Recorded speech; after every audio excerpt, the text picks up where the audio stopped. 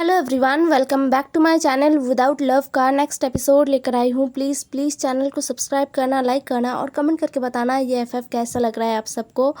तो पिछले एपिसोड में हमने देखा था कैसे लैन कुरैन को पनिशमेंट दिया गया था। हालांकि उनका पनिशमेंट उससे भी बड़ा होने वाला था, लेकिन कांग्से सरेन की रिक्वेस्ट की वजह से लैन कुरैन का सज़ा कम हो गया था। लेकिन सज़ा काटने के बाद भी लैन कुरैन के दिमाग में, दिल में बस नफ़रत ही आ रहा था। अभी तो लैन कुरैन को अपने ब्रदर और सिस्टर इन लॉ पर भी बहुत ज़्यादा गुस्सा आ रहा था। इसी बीच कांग्से सरेन और वी चांगसे के बेबी का नेम सेरेमनी हुआ, जहाँ पर लैन सेक्लीडर और महारानी लैन ये दोनों ही बेबी के नेम सेरेमनी में गए थे, लेकिन दोनों लैन ब्रदर्स नहीं गए थे। मतलब लैन शिचैन और लैन वांगजी वो नहीं गए थे। नेम सेरेमनी खत्म होने के बाद सभी अपने अपने सेक्ट लौट आए थे, लेकिन लैन सेक्ट उनके लिए तो एक अलग ही माहौल हो गया था, क्योंकि नेम सेरेमनी खत्म होने के बाद जैसे ही क्लैन लीडर लैन और महारानी लैन क्लैन में लौटे तो उनके चेहरे का हाव भाव एकदम अलग था। मतलब वो खुश थे बहुत ज़्यादा, और कुछ तो ऐसा था जिसे लेकर महारानी लैन बहुत ही ज़्यादा एक्साइटेड थी। इस चीज़ को पूरे क्लैन के साथ साथ लैन कुरैन ने भी महसूस किया कि उनका सिस्टर इन लॉ बहुत ही ज़्यादा खुश है, बहुत ही ज़्यादा खुश है। लेकिन रीज़न क्या है ये लैन कुरैन को नहीं पता। लैन कुरैन ने ज़्यादा इस बात को ध्यान में भी नहीं दिया, मतलब उन्होंने इग्नोर किया और वो अपने कामों में बिजी हो गए। उसके 2 महीने बाद, मतलब विंग के नेम सेरेमनी के 2 महीने बाद वांगजी का जन्मदिन था। इस जन्मदिन को बहुत ही धूमधाम से मनाया जाने वाला था, इसलिए पूरे क्लैन को अच्छे से सजाया जा रहा था। साथ ही में अलग अलग क्लैन्स को इनवाइट भी किया गया था। सभी लैन क्लैन के सभी लोग बहुत ही ज़्यादा एक्साइटेड थे, क्योंकि मुश्किल से लैन क्लैन में कोई त्यौहार, कोई जश्न मनाया जाता हो, कोई सेरेमनी होता हो बहुत बड़े पैमाने में। वरना लैन क्लैन में ज़्यादातर सेरेमनीज बहुत ही इंटीमेट तरीके से किया जाता था। मतलब एकदम बहुत कम लोग आए, शोर शराबा बिल्कुल नहीं होता था ऐसे। बट इस बार उनके सेकंड प्रिंस का बर्थडे बहुत ही धूमधाम से मनाया जाने वाला था। किसी को मतलब पता तो नहीं है कि किस लिए ये बर्थडे इतना धूमधाम से किस लिए मनाया जा रहा है, ये किसी को पता नहीं था। लेकिन सभी खुश थे, इस समारोह को लेकर एक्साइटेड भी थे। जल्द ही वांगजी का बर्थडे वाला दिन भी आ गया था, जिस दिन अलग अलग क्लैन से सारे लोग आना शुरू कर चुके थे। पूरा लैन क्लैन चहल पहल से भरा हुआ था। लैन कुरैन बहुत ही ज़्यादा बिजी थे, उनके सर पर भी बहुत ज़्यादा जिम्मेदारी दिया गया था और वो हर एक चीज़ को अच्छे से संभाल रहे थे। उनका दिमाग बहुत ही फ्रेश हो गया था, क्योंकि इन दिनों वो ज़्यादा वी चांगसे, कांग्से सरेन इनके बारे में नहीं सोचा करता था, क्योंकि उनके दिल में जो नफ़रत पैदा हो रहा था, जो नफ़रत कांग्से सरेन और वी चांगसे के लिए आ रहा था ना, वो बहुत ज़्यादा हो गया था। और वो एक लैन होने के नाते अपने आप को कंट्रोल करने की हर एक मुमकिन कोशिश कर रहे थे, अपने फीलिंग्स को दबाने की कोशिश कर रहे थे, अपने गुस्से को दबाने की कोशिश कर रहे थे। इसीलिए वो इन दिनों अपने आप को पूरी तरीके से काम में झोंक चुके थे। आज सुबह से ही लैन कुरैन अलग अलग कामों में बहुत ज़्यादा बिजी थे। वो सबके खाने पीने का अच्छे से ध्यान रख रहे थे और ज़्यादातर वो किचन की तरफ देखभाल कर रहे थे, क्योंकि बाकी मेहमानों को संभालने का काम उनका ब्रदर और सिस्टर इन लॉ कर रहे थे। तो इसीलिए वो खाने पीने के जो साइड है ना, वहाँ पर वो चले गए थे और वो सब कुछ देख रहे थे। इसीलिए उनको पता नहीं था कि कौन कौन मेहमान आए हुए हैं। जब समारोह का समय हुआ और एक डिसिपल लैन कुरैन को बुलाने आए, तो लैन कुरैन सीधा समारोह हॉल में चले गए थे। समारोह हॉल में जाने के बाद पहली नज़र में उन्होंने कांग्से सरेन को देखा, जो वी चांगसे के पास बैठी हुई थी और उनके गोद में एक छोटा सा बेबी था। उसका चेहरा नहीं दिख रहा था, बट लैन कुरैन साफ साफ वी चांगसे और कांग्से सरेन को देख पा रहे थे। पूरा समारोह खुशियों से भरा हुआ था, सभी स्माइल कर रहे थे, बातें कर रहे थे। उसमें से कांग्से सरेन भी एक थी, जो हंस हंस कर सबसे बातें कर रही थी। लैन कुरैन को वी चांगसे और कांग्से सरेन को देखकर एक बार फिर अपने अंदर वही गुस्सा महसूस होने लग गया था। उनका गुस्सा उनके ऊपर हावी होने लग गया था, लेकिन उन्होंने उस वक्त अपने आप को कंट्रोल किया। बट दूसरे ही पल उनके आंखों में खून उतर आया था, क्योंकि वी चांग से बातों बातों में ही कांग्सू सरन के कमर को पकड़ लिया था और वो एक हाथ से बेबी को भी सपोर्ट कर रहे थे। उनके चेहरे पर एक बहुत ही बड़ा सा स्माइल था और वो कांग्सू सरन से कुछ कह रहे थे, जिससे कांग्सू सरन शर्मा रही थी। उनका पूरा चेहरा एकदम रेड हो गया था वी चांग की बातों को सुनकर। वो क्या बातें कर रहे थे ये तो लैन कुरान को समझ नहीं आ रहा था, लेकिन लैन कुरान को बहुत ज़्यादा गुस्सा आ रहा था। तभी समारोह शुरू हो गया था। क्लैन लीडर लैन, महारानी लैन अपने दोनों बच्चों के साथ समारोह हॉल में आए। सभी उठकर खड़े हुए और उनको सम्मान देने के लिए बो करते हैं। बदले में कुल प्रमुख लैन ने और महारानी लैन ने भी सभी की तरफ देखा और बो किया। लैन शिचैन जो अभी 7 साल के हुए थे और वांगजी जो अभी बस 3 साल का था, उन दोनों ने भी सबको बो किया। फिर वो अपने सिंहासन में जाके बैठ गए, जहाँ पर कुल प्रमुख का सिंहासन होता है, वहीं पर जाके उनका पूरा फैमिली वहीं पर बैठ गया था। और फिर समारोह शुरू हुआ। समारोह में बहुत कुछ हुआ था। कुछ डांसर्स आई थी जो डांस कर रही थी, फिर कुछ करतब दिखाने वाले लोग आए थे, फिर सबको खाना भी सर्व किया गया था। अलग अलग मुद्दों पर बातें भी हुआ। ये पूरा टाइम लैन कुरान के लिए बहुत मुश्किल था। वो बहुत मुश्किलों से खुद को कंट्रोल कर पा रहे थे और वो उस समारोह से जा भी नहीं पा रहे थे। अगर वो यहाँ से चले जाते तो उनके ब्रदर का डिसरिस्पेक्ट करना होता, जो लैन कुरान नहीं करना चाहते थे। लेकिन उनके आंखों में चुभ रहा था वी चांग से और कांग्सू सरन का जो नज़दीकी है वो चुभ रहा था। उन्होंने अब सोचा कि वो इग्नोर करेंगे, बस कुछ देर और, फिर समारोह ख़त्म हो जाएगा और सभी अपने अपने क्लैन के लिए लौट जाएंगे। बस कुछ देर और, ऐसा करके वो खुद को शांत करने की कोशिश कर रहे थे। तभी महारानी लैन खड़ी हुई और उन्होंने सबकी तरफ देखते हुए कहा, आज का समारोह बस मेरे बेटे का जन्मदिन मनाने के लिए नहीं था, कुछ और भी है जो हम आप सबको बताना चाहते हैं। महारानी लैन की बातों पर सबका ध्यान चला गया था। सभी महारानी लैन को गौर से सुनने लगे थे। दूसरी तरफ कुल प्रमुख लैन, जिन्होंने अपना सर हाँ में हिला दिया था महारानी लैन के बातों को सुनकर। महारानी लैन अब अपने जगह से उठकर वी चांग से और कांग्सू सरन के पास आ गई थी। उन्होंने अपना हाथ आगे बढ़ाया। कांग्सू सरन ने मुस्कुराकर विंग को महारानी लैन की गोद में दे दिया। किसी को भी कुछ समझ नहीं आ रहा था कि क्या हो रहा है यहाँ पर, लेकिन सभी चुपचाप थे। सवाल तो बहुत सारे लैन कुरान के दिमाग में भी चल रहा था, लेकिन उनको भी समझ नहीं आ रहा था कि हो क्या रहा है यहाँ पर। महारानी लैन विंग को लेकर सिंहासन के पास चले जाते हैं, जहाँ पर कुल प्रमुख लैन भी उठकर खड़े हो गए थे। लैन शिचैन और वांगजी जो अपने बड़े बड़े आंखों से उस छोटे से बेबी को देख रहे थे, जो अभी उनके मदर के गोद में था, जिसे देखकर उनका मदर बहुत ही ज़्यादा स्माइल कर रहे थे, जिससे उन दोनों भाइयों को ये समझ आ रहा था। वांगजी जो अपनी बड़ी बड़ी आंखों से उस बेबी को बस देखे जा रहा था, उसे थोड़ा जलसी महसूस हो रहा था। वो जलन महसूस कर रहा था उसके मदर के गोद में एक छोटे से बेबी को देखकर। बट वहीं पर लैन शिचैन बहुत ही ज़्यादा खुश दिख रहे थे। उनके चेहरे पर एक अलग ही चमक आ गया था बेबी को देखकर। अब सभी की नज़रों को महारानी लैन अपने ऊपर फील करती है। जैसे ही उन्हें यह महसूस हुआ, वो अब सभी की तरफ देख रहे थे।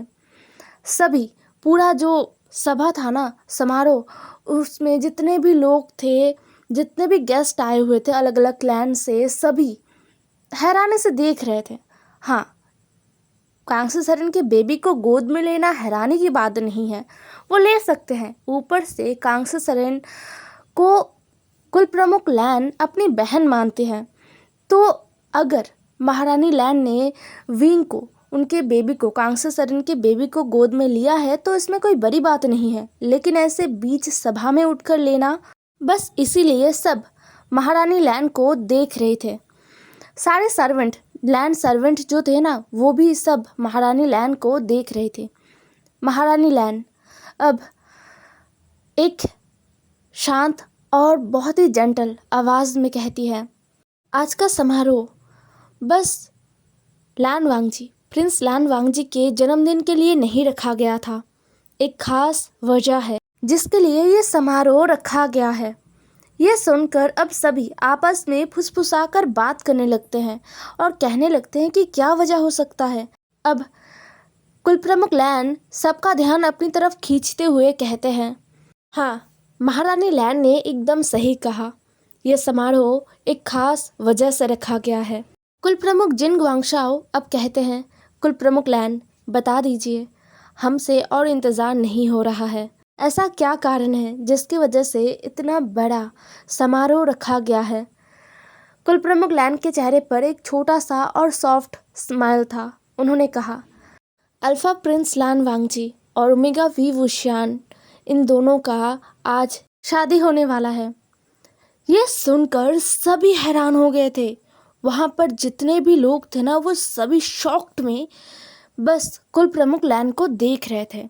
हाँ, वो टाइम कुछ ऐसा था कि छोटे छोटे बच्चों का शादी हो जाया करता था। अक्सर जो बड़े क्लैंस है या फिर जो गरीब लोग हैं ना, वो भी अपने बच्चों का बहुत कम उम्र में ही शादी करवा देते थे। ओमेगा और अल्फाज का शादी करवा देते थे। और जो बड़े क्लैंस है या फिर जो अमीर लोग हैं, वो अक्सर अपने पावर्स को बढ़ाने के लिए छोटे उम्र में ही अपने अल्फ़ा या ओमेगा बच्चों का शादी तय कर देते थे और करवा भी देते थे। लेकिन कोई भी इतने छोटे बच्चों का शादी आज तक नहीं देखा है, क्योंकि लान वांगजी बस 3 साल का है और वी वुशान वो तो अभी 2 महीने का है। वही दूसरी तरफ लैन कुरैन का गुस्सा पहाड़ा चढ़ गया था। उन्हें ऐसा महसूस हो रहा था कि शायद अभी तक उनका ब्रदर और सिस्टर इन लॉ उन्हें सज़ा दे रहा है। वो जितना कांग्से सरन से अपनी नफ़रत को कम करने की कोशिश कर रहे थे, उतना उनका नफ़रत बढ़ रहा था। उन्हें ऐसा महसूस हो रहा था कि कांग्से सरन ही शायद वो इंसान है जो उन्हें अपने ब्रदर और सिस्टर इन लॉ से दूर कर रहा है। सभी के आंखों में जो सवाल थे वो कांग्से सरन, वी चांगसे, कुल प्रमुख लैन, महारानी लैन, ये चारों समझ पा रहे थे। कुल प्रमुख लैन ने कहा, ये डिसीजन हम चारों में से किसी का भी नहीं है, ना ही मेरा और महारानी लैन का और ना ही कांग्से सरन और वी चांगसे का। ये फैसला महागुरु बाओसन सरन ने लिया है और उनके लिए गए हर एक फैसले को हम सम्मान देंगे। और मुझे नहीं लगता कि उनके लिए गए किसी भी फैसले पर सवाल उठाने का हिम्मत यहाँ पर किसी में भी है। कुल प्रमुख लैन की बातों को सुनकर सबके दिमाग में एक ही ख्याल आने लग गया था, शायद ये फैसला बाओसन सरन का है, इसीलिए कुल प्रमुख लैन और महारानी लैन मान चुके हैं। वरना एक सर्वेंट के बेटे के साथ लान वांगजी जैसा जेड कैसे, ये नामुमकिन है। लेकिन अगर महागुरु बाओसन सरन ने आदेश दिया है तो उन्हें तो मानना ही पड़ेगा। सभी के दिल में ये ख्याल चल रहा था, लेकिन तुरंत महारानी लैन के बातों से सभी दोबारा शॉक्ड हो गए थे। महारानी लैन कहती है, असलियत में ये ख्याल तो मेरे दिल में तब से था जब मैंने सुना कि कांग्से प्रेग्नेंट है। तब से ही मैं दिल ही दिल में ये चाह रही थी कि कांग्से को एक ओमेगा ही हो, चाहे वो ओमेगा बॉय हो या गर्ल, बस एक ओमेगा आए जो बहुत प्यारा हो और एकदम कांग्से जैसा हो और जिसे मैं अपने घर ला पाऊँ। और मैं बहुत खुश हूँ कि महागुरु बाओसन सरन ने खुद से ही ये प्रपोज़ल हमारे सामने रखा। वरना शायद, हाँ, अभी नहीं लेकिन कुछ सालों बाद ज़रूर ही कांग्से को एक मैरिज स्क्रॉल मिलता लैन क्लैन की तरफ से। ये सुनकर कांग्से सरन, वी चांगसे और कुल प्रमुख लैन स्माइल कर रहे थे। अब तो किसी के पास भी कुछ कहने लायक बचा नहीं था। वहाँ पर तुरंत शादी में ज़रूरत का सामान सब लाया जा रहा था। वांगजी जो चुपचाप खड़ा होकर देख रहा था, उसे कुछ समझ नहीं आ रहा था कि यहाँ पर चल क्या रहा है। दूसरी तरफ शिचन, वो 7 साल के थे। हाँ, उन्हें थोड़ा थोड़ा समझ आ रहा था कि यहाँ पर क्या हो रहा है, लेकिन शादी का मतलब, मायने, ये क्या है, ये उन्हें नहीं समझ आ रहा था। वांगजी ने अपने छोटे छोटे हाथों से अपने ब्रदर का हानफू पकड़ा और उसे खींचते हुए कहा, ब्रदर, क्या हो रहा है यहाँ पर। शिचनगा जितना समझ पाए उन्होंने उतना ही कहा। उन्होंने कहा, वांगजी, तुम शादी करने वाले हो। वांगजी ने बहुत ही मासूमियत से पूछा, शादी, ये क्या होता है। शिचन, वांग जी की तरफ देखते हैं और कहते हैं, शादी शादी मतलब तुम्हें उसका ध्यान रखना होगा। वांग जी ने फिर से पूछा, किसका ब्रदर? शिचन ने अपने हाथों को विंग की तरफ पॉइंट किया और कहा, उस बेबी का। वो कितना क्यूट है, तुम उसका ध्यान रख पाओगे ना? वांग जी ने पहले तो अपना मुंह बना लिया और कहा, बट ब्रदर वो तो मदर के पास है। शिचन ने कहा, और वो अब तुम्हारे पास आने वाला है और तुम उसका अच्छे से ध्यान रखना। जैसे फादर मदर का ध्यान रखते हैं वैसे ही तुम्हें उसका ध्यान रखना होगा। शिचैन 7 साल के थे, लेकिन ऑब्वियसली वो एक लैन थे, तो वो इंटेलिजेंट थे। हालांकि वो एक हस्बैंड और वाइफ के बीच जो रिश्ता होता है उसे नहीं समझते थे, लेकिन वो इतना ज़रूर समझते थे कि एक हस्बैंड और वाइफ मतलब वो रिश्ता होता है जो उनके मदर और फादर के बीच है। और जैसे उनका फादर उनके मदर को केयर करता है, प्यार से देखता है, हर एक बात को मानता है, वैसे ही अब वांग जी को भी इस छोटे से बेबी का केयर करना होगा और प्यार भी करना होगा और हर एक बात को मानना भी होगा। इसीलिए वो अपने बेबी ब्रदर को वही समझा रहे थे। तब तक शादी का सारा अरेंजमेंट हो गया था। अब वांग जी अपने मदर के सामने खड़ा था। महारानी लैन के हाथ में विंग था, मतलब उनके बाहों में विंग था। वो थोड़ी सी झुकती है और विंग को वांग जी के सामने लेकर आती है और विंग को दिखाते हुए कहती है, वांग जी तुम्हें विंग पसंद है? देखो ये कितना प्यारा है। विंग तब अपनी आंखों को झपका रहा था। वो बस 2 महीने का था, लेकिन वो तब शांत था। हालांकि पूरा टाइम वो परेशान करता रहता था कांगसेसरन को, लेकिन महारानी लैन के बाहों में वो एकदम ही शांत था। वो महारानी लैन के पहने गए ज्वेलरी को टच कर रहा था। महारानी लैन ने जैसे ही वांग जी के पास विंग को किया ना, वांग जी ने बस विंग का फेस देखा और वो देखता ही रह गया। उसने पहले कभी इतने छोटे बेबी को नहीं देखा है। हालांकि वो अभी बहुत छोटा है, लेकिन उसने कभी भी इतने छोटे बेबी को नहीं देखा। तो वांग जी थोड़ा डर जाता है, लेकिन तुरंत विंग का नज़र जो अब तक महारानी लैन के पहने हुए जेट के ज्वेलरीज पर था, जो चमक रहा था, इसलिए विंग उनको देख रहा था। लेकिन तुरंत ही उसका नज़र वांग जी पर चला गया और उसका जो चेहरा है ना एकदम खिल उठा था। वो हंस रहा था वांग जी को देखकर और अपने हाथ को आगे बढ़ाकर वांग जी को टच करने की कोशिश कर रहा था। महारानी लैन ने स्माइल करते हुए कहा, देखा वांग जी, विंग तुम्हें पसंद करता है, तुम भी विंग को पसंद करोगे ना? देखो ये कितना प्यारा है। ये कहते हुए महारानी लैन वांग जी का हाथ विंग के चिक्स पर रख देता है। वांग जी का हाथ कांप रहा था। वो इतने छोटे बेबी को देखकर हैरान परेशान हो रहा था।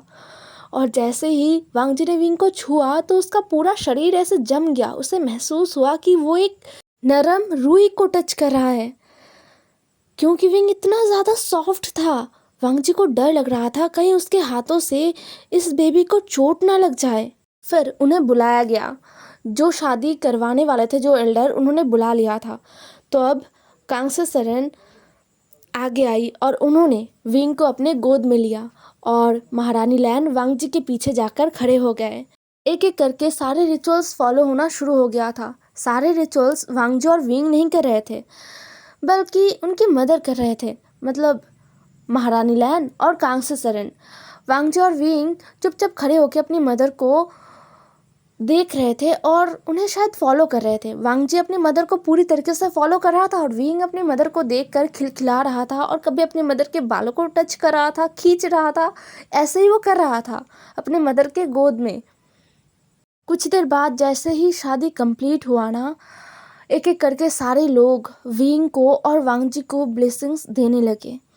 वांग जी और विंग जो बैठे हुए थे, अभी महारानी लैन के गोद में विंग था और वांग जी अपनी मदर के पास बैठा हुआ बस विंग को देख रहा था। तिरछी नज़रों से वो बार बार विंग को देख रहा था। विंग जो अभी धीरे धीरे सो रहा था, उसका जो आंखें है ना वो भारी हो रहा था। वो मुश्किलों से धीरे धीरे अपने आंखों को झपका रहा था और बंद कर रहा था, झपका रहा था और बंद कर रहा था। वांग जी बस उसे देखे जा रहा था और सोच रहा था कि ये बेबी कर क्या रहा है। क्या इसे रूल्स पता नहीं है? लैन क्लैन में दिन में सोना मना है।